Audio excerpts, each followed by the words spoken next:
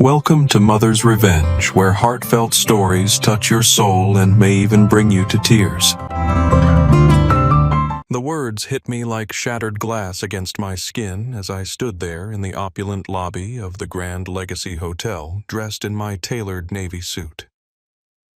"Get this beggar out," my father, Richard Caldwell, said loud enough for everyone to hear. The security guard's hand hovered near my elbow, not quite touching me, a flicker of embarrassment on his face.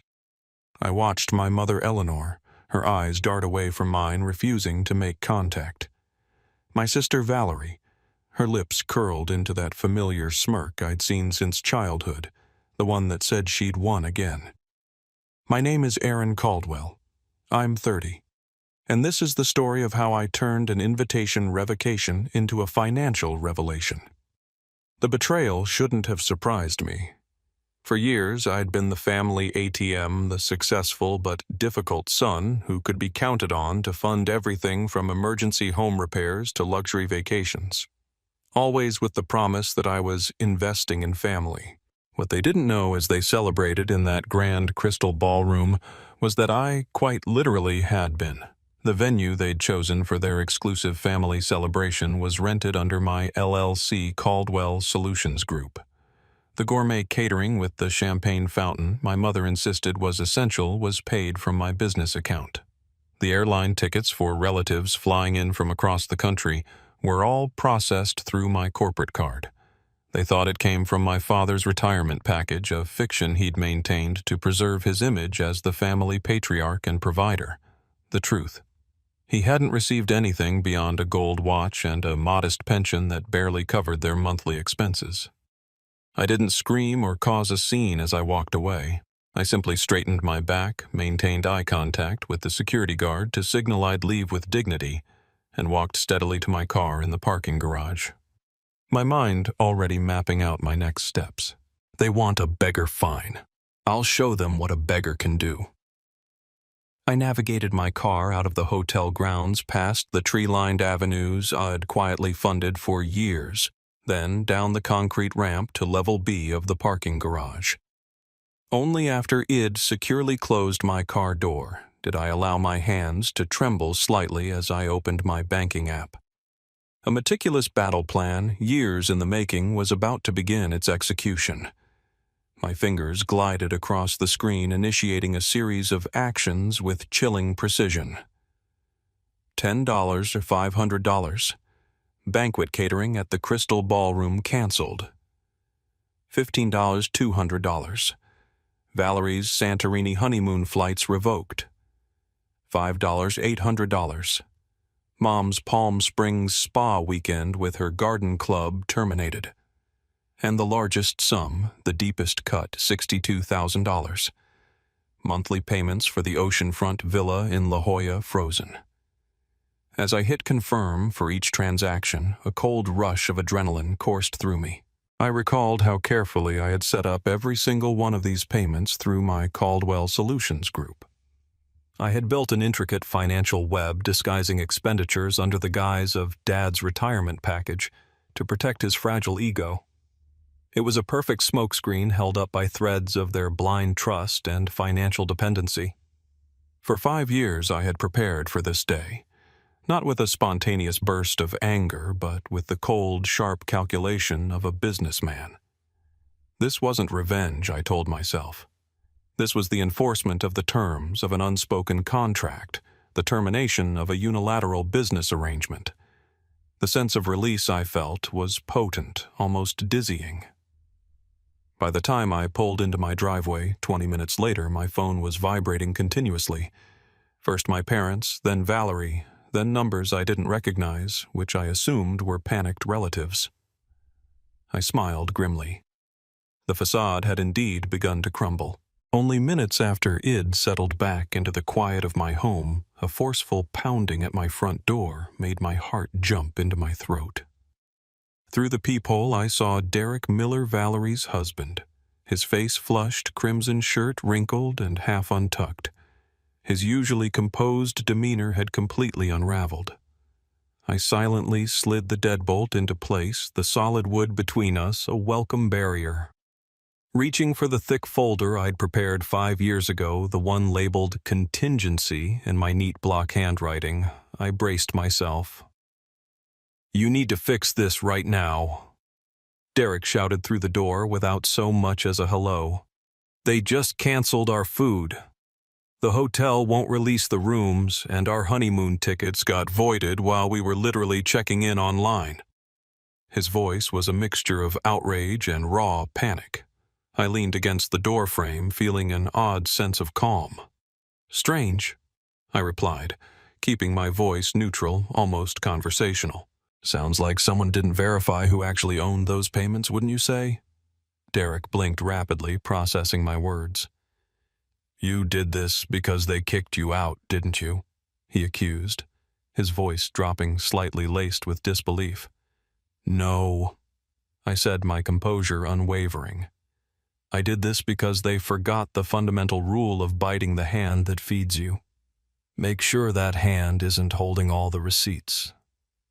He tried peering past me into my apartment, perhaps searching for signs of my parents, or maybe looking for hints of regret on my part. But regret had checked out of this situation long ago. I held up the folder, thick-tabbed, color-coded inside.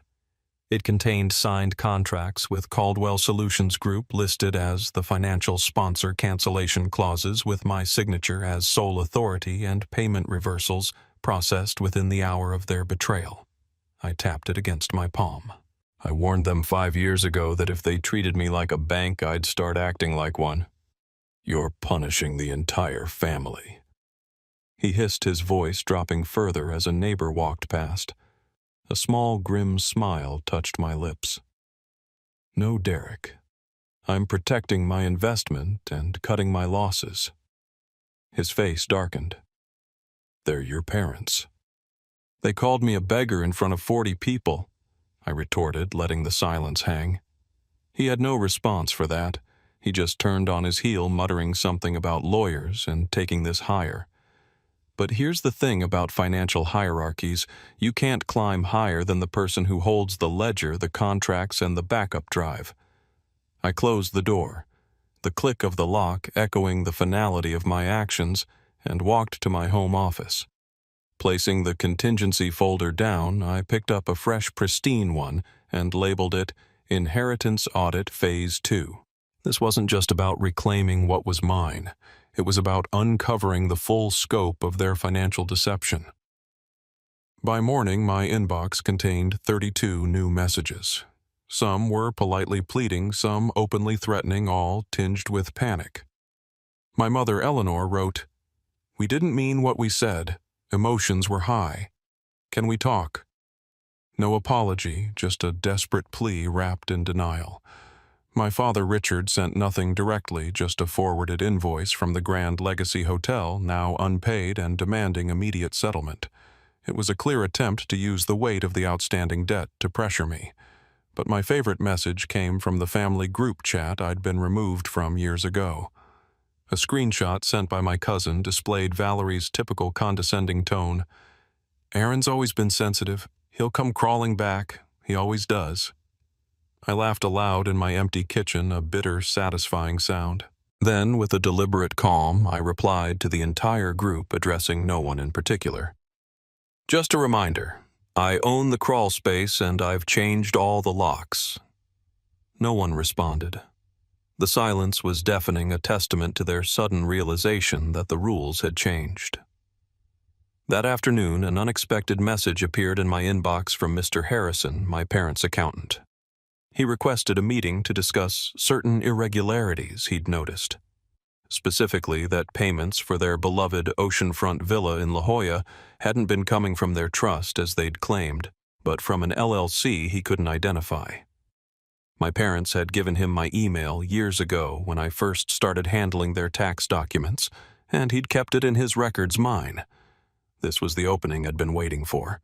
I knew Mr. Harrison was a meticulous man, and this irregularity was about to unravel everything. This wasn't just about money anymore. It was about exposing the systemic exploitation that had been their family's foundation. When Mr. Harrison and I finally spoke, his voice was tight with professional concern. I confirmed his suspicions about Caldwell Solutions Group being the unidentified LLC funding the oceanfront villa. The relief in his voice was palpable. He clearly valued transparency and proper accounting. Then I asked the question I'd been waiting 5 years to voice, the one that would turn this family drama into a legal battle. Have they declared that oceanfront villa as their asset in annual filings? The silence stretched for several seconds, heavy with implication. I could almost hear the gears turning in his head, the rapid review of years of tax documents. They've claimed it as an inheritance gift from a private family investor. He finally admitted, his tone subdued. No documentation provided, of course, just verbal assurances. My blood ran cold, then boiled. It wasn't just ingratitude or entitlement anymore. They hadn't just been ungrateful. They'd committed outright fraud. Used my generosity, my hard-earned money, to build equity in a property I technically still owned under my company's name, all while evading taxes and fabricating a fictional benefactor. The sheer audacity of it left me speechless for a moment. Mr. Harrison, sensing my anger, asked cautiously, "Mr. Caldwell, would you be willing to sign a declaration for tax records confirming your LLC as the source of these payments?" "Absolutely," I replied, my voice sharper than I intended. The time for niceties was over.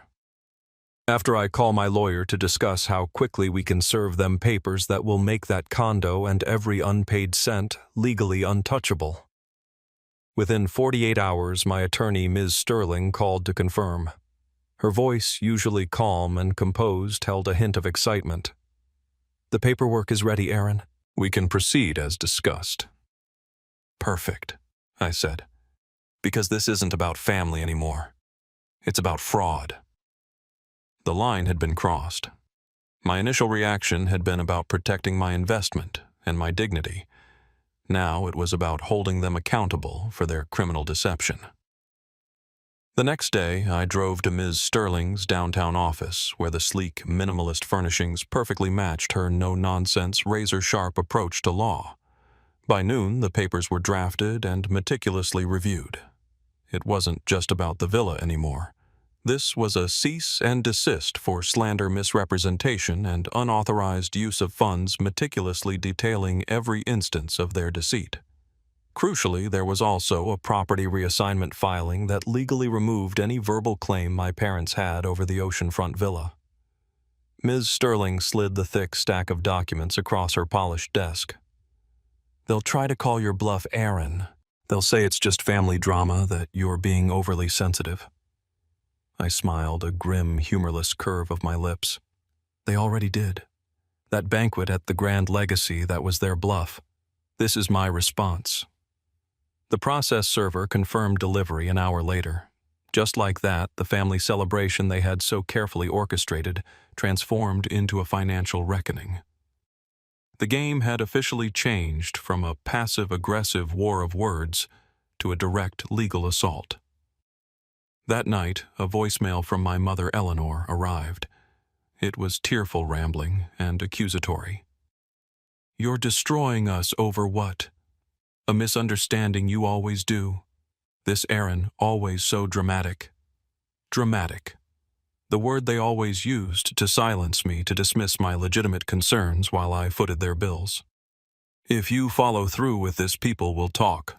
Our church, the neighborhood, your father's reputation." It was always about appearances, the illusion of unity, the performance of love rather than its reality. Their concern was never about me, but about them and what others thought. I let the voicemail sit unanswered, because something far more important arrived the next morning: confirmation from my accountant. Subject account transfer confirmed. Oceanfront villa title finalized. It was done. Legally, irrevocably. That villa, their prized retirement gift, the crown jewel of their social standing, was now permanently separated from their financial portfolio. And the taxes they had so expertly dodged were now filed with interest under their names. Ms. Sterling emailed shortly after. "Aaron, you've closed every door. Want to take it one step further?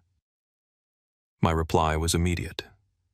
Yes, full audit. Start with the family trust. I want to know where every dollar went since 2017. Because they hadn't just called me a beggar. They'd built their entire lifestyle on my back. Now it was time to bill them for the chairs they never offered me. The family trust audit peeled back layers I hadn't imagined existed, revealing a systematic pattern of misuse that stretched back years. It wasn't just about the oceanfront villa.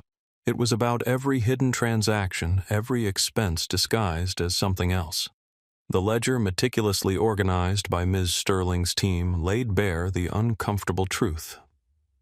$18,700 withdrawn the week I graduated college labeled emergency repairs, but actually used for Valerie's lavish kitchen renovation. $9,000 marked as education expenses that upon closer inspection funded front-row concert tickets and a spa weekend for my mother. $34,000 funneled into my father's vintage Mustang restoration, a car he once proudly described as my reward for raising such responsible children. They had bled that account dry, chipping away at what was ostensibly a family asset for their personal indulgences, then had the unmitigated gall to call me the beggar. The anger simmered, not a hot, impulsive rage, but a cold, steady burn of betrayal. "Is this criminal?" I asked Ms. Sterling, my voice tight.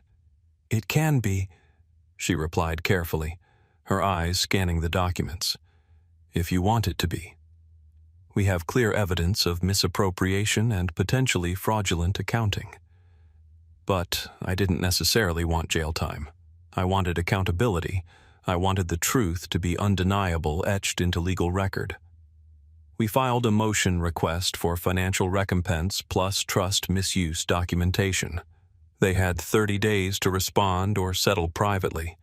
The ball was now firmly in their court. That's when the mask finally cracked. A text from my mother, Eleanor, arrived late one evening. "I'm scared, Aaron. Please don't ruin the family over money. We'll make it right." I stared at it for a long time. No apology, no ownership of her actions or my father's just raw, unadulterated fear. It was the only language they truly understood, the only emotion strong enough to elicit a genuine response from them. I responded with a single unyielding line: "Ruin your confusing ruin with reveal." The truth once hidden was about to be brought into the light, and they were terrified of what everyone would see. The next day, Valerie posted on Instagram a filtered sunset casting a faux glow over her lengthy caption, "Some people only show up when there's money involved. Glad I know who my real family is." Her words, meant to subtly shame me, landed flat. I didn't comment. I didn't need to. They could spin whatever narrative they wanted online, but in court every word required proof. Every signature could be traced. Every dollar had to be accounted for. Suddenly, the son they dismissed as dramatic had become the authority they had to answer to. Their lawyer reached out on day 22. His tone was clipped, his language desperate beneath the legal jargon. He offered a private settlement, $75,000 in restitution, no admission of wrongdoing, and a mutual non-disclosure agreement. Ms. Sterling chuckled when she read it. "They're trying to seal the cracks before the neighbors peek an Aaron." But I didn't want money. Not really. I wanted a record. Proof that I wasn't just the black sheep, but the scapegoat, the silent benefactor, the unpaid lifeline. I wanted it documented that I had been systematically exploited. We declined their offer. On day 25, my father Richard broke his silence. He appeared at my office, the business they'd once dismissed as my little side gig, but that now employed 27 people across 2 states. He stood in the doorway, hat literally in hand, pride barely clinging to his shoulders. His face was etched with a mixture of exhaustion and a strained attempt at dignity. "You've made your point, Aaron," he said, his voice hoarse. "But you're about to ruin us. Are you proud of that?" I looked at him, the man who'd once told a room full of relatives that Valerie was the real success story. I replied calmly, my voice steady, betraying none of the years of hurt. No, I'm not proud. I'm tired. Tired of funding your life while being written out of your legacy. He tried to speak to stammer out another excuse or complaint, but I raised my hand, cutting him off. You called me a beggar, so I stopped giving. And suddenly everyone remembered what I was worth. He didn't apologize. He didn't cry. He just placed a folded check on my desk, blank but signed. A futile gesture, a last-ditch attempt to buy back control. I slid it back across the polished surface. This was never about your money, I said. It was about mine. When he left, the heavy silence in my office was finally my own. I opened my email, a message from the court system. Trust disbursement fraud. Preliminary hearing scheduled. The date was set for 3 weeks later. This time, they'd have to show up not to celebrate, but to answer. The hearing date spread through the family like a fractured pipe, seeping into every hushed conversation and frantic group chat I was no longer included in. My cousin texted me directly a nervous confession that everyone was talking about the court date, confirming what I already suspected. They hadn't believed I'd really go through with it. They never do. They expect silence. They expect shame. They expect the one they've pushed aside to keep the peace while they feast. But this time I wasn't the help. I was the witness. Ms. Sterling and I meticulously prepared everything, a comprehensive timeline of financial transactions, precise account statements, screenshots of the numerous messages where I was asked to spot them just this once. All the invisible contributions, all the quiet sacrifices made undeniably visible. The night before the hearing, Valerie messaged me for the first time since the banquet. If you go through with this, Aaron, I swear I'll never forgive you. No apology, no denial, just a chilling warning as if my peace required her permission. I didn't reply. Some people don't want reconciliation. They want reinstatement of the version of you who stayed quiet. I knew that silence was the only true answer to her veiled threat. When the court date finally arrived, I walked into the sterile courtroom feeling surprisingly calm. My parents sat across the aisle, rigid and unyielding. Their lawyer frequently checking his watch, his face etched with a mix of resignation and irritation. The judge, a stern but fair woman, asked straightforward questions. Ms. Sterling answered them with irrefutable math. She projected charts onto a large screen, clearly demonstrating how the oceanfront villa payments had originated from Caldwell Solutions Group. She then illustrated how the family trust had been systematically siphoned for personal gain, luxury vacations, exclusive spa days, vintage car restorations, all disguised under the ambiguous umbrella of family needs. Each number, each date, each transaction was a brick in the wall of truth she was building. My parents' attorney objected, claimed informal arrangements, insisted this was just a misunderstanding blown out of proportion. The judge, however, wasn't moved by platitudes. She turned to me, her gaze piercing. What outcome are you seeking, Mr. Caldwell? I stood, my voice calm and unwavering, looking directly at her. Truth on paper, Your Honor. That's all. Let the record match reality. She nodded slowly, a slight curve to her lips. Granted. With that single word, my name was no longer just a footnote in their tangled finances. It was the headline. And for once, the room went quiet, without anyone needing to escort me out. My parents avoided my gaze, their faces a mask of defeat and disbelief. They had expected me to crumble, to back down. But the truth, once spoken aloud in a courtroom, was an unyielding force. They didn't speak to me after the hearing. No calls, no letters, no tearful, "we didn't mean it." Just silence. The kind that comes when a performance ends and the lights go out, leaving only the empty stage and the lingering echoes of applause, or in this case, the quiet hum of shattered illusions. The judgment wasn't criminal. There were no handcuffs or screaming headlines. But it was binding. The court ordered restitution of all misused funds back into the trust where they rightfully belonged. The oceanfront villa's title was permanently transferred to my name, legally solidifying my ownership. My parents were removed from any future financial access to assets they hadn't genuinely earned. Ms. Sterling called it elegant justice. I called it balance. Weeks passed. My phone stayed quiet, gloriously so. No requests, no manufactured emergencies, no guilt trip asks for just a little help this month. The mental and emotional space this afforded me was immense, a breath of fresh air I hadn't realized I'd been suffocating without. Then one envelope arrived. No stamp, no return address. Just slid under my door. Inside a single photograph from that ill-fated family banquet. Everyone was dressed in silver and navy clinking glasses under crystal chandeliers performing their roles of happiness and unity. In the background, blurry but unmistakable, was me captured mid-turn, mid-leaving. The precise moment they erased me memorialized by accident. On the back, someone had written in a familiar, hurried script. This was the moment it all fell apart. I recognized Valerie's handwriting immediately, the same slanted script that had signed countless I owe you notes over the years, most of which were never repaid. I held it for a long time, the weight of the past heavy in my hand. Then I walked it to my shredder. Because what fell apart wasn't family. It was the illusion of it, the one they'd built with my money, my silence, my desperate need to belong. And once that illusion burned away, what remained wasn't ashes. It was freedom. I created a new folder that day, naming it Caldwell Foundation.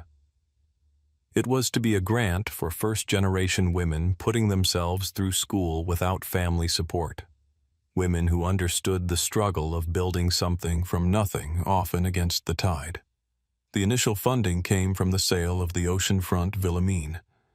6 months later, I've had no direct contact with my parents or Valerie.